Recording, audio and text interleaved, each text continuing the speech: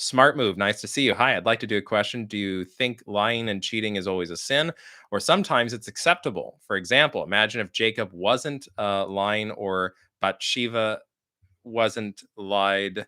So the idea of questioning whether or not deceit is always a sin is really something that has always come up in conversation with me, because the funny thing is, if you think that lying is always a sin, you're going to be kind of surprised when you read in the Bible that in fact a lot of Bible characters lie. And you might, the classic answer is right, but the Bible writers, the Bible characters in scripture, they're always doing something strange. So that doesn't mean that you follow what they do. But it gets a little trickier when God endorses the line. Then we start coming into weird territory. Like, wait a minute, either God is sinning or lying isn't as much as a sin as we were thinking. So, for example, I mean, there are so many examples in the Bible. It's hard to keep them all together of where prophets of God endorse lying, or God orders prophets to lie or deceive. And there's even a few occasions where God himself or Jesus himself lies. And for some of you, that might blow your mind to realize, the Bible is chock full of passages that just never get quoted or looked at. And so they never get studied or really talked about.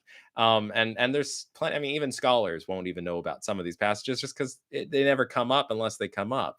So, for example, I think it's in John's gospel, you have Jesus who is he's going to go to this wedding, this party. I'm not sure now if it's a wedding or a party, but he's with his brothers, and the brothers don't they want Jesus to come with him up to the party, and Jesus responds and says, no, I can't go to the party, you're gonna have to go without me.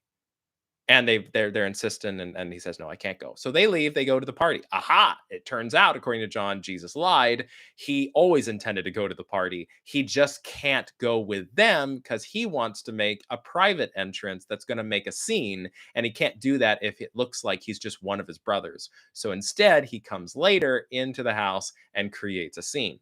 So very interesting. Jesus has a reason for lying. He needs to create a circumstance, and he can't do it if he reveals the truth, because then that will create a conflict with his siblings. So he avoids the conflict by lying.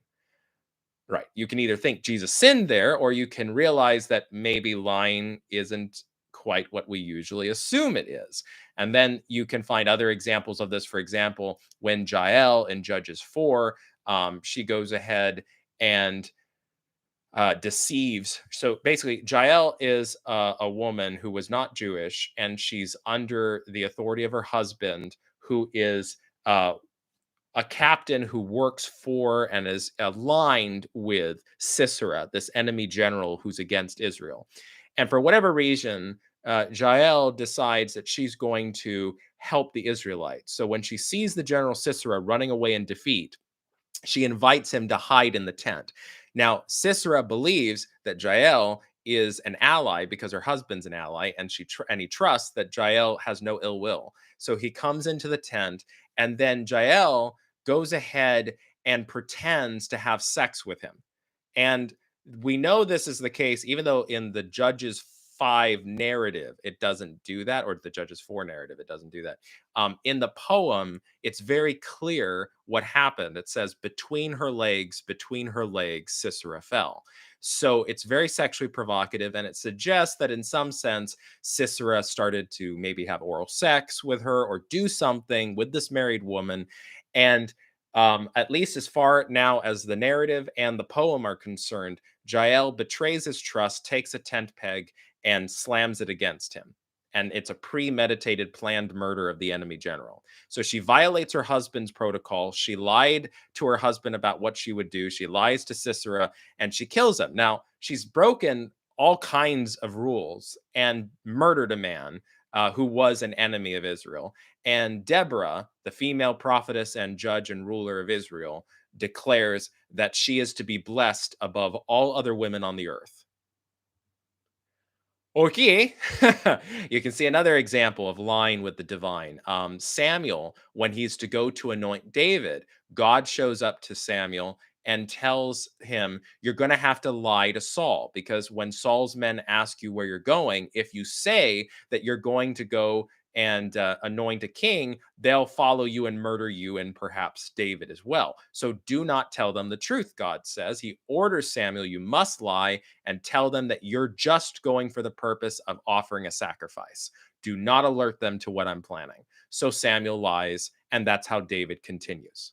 Right? You'll see these stories again and again and again where God, either indirectly through his prophets, is approving of lying, or he tells his prophets to lie, or Jesus is part of it.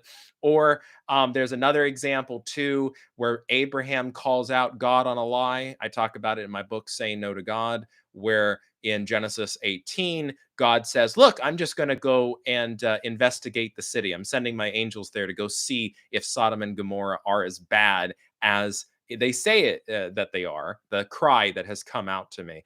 And in fact, and in truth, that is just not actually true. And if it's not true, then you would say it's a lie.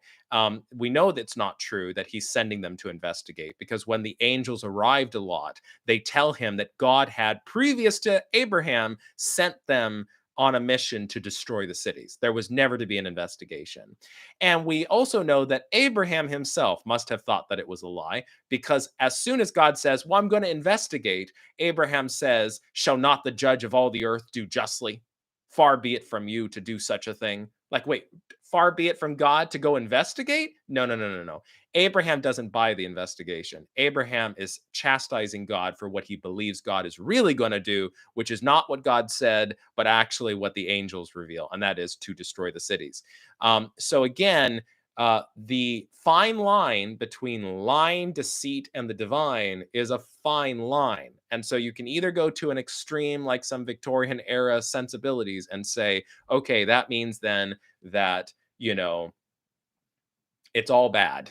All lying is bad, and then God's been indicted as being part of this. Or you can recognize that perhaps in a sinful world, even the divine desire to be all truthful cannot happen, because there are circumstances in this world that just simply necessitate the violation of truth in order to preserve greater truth.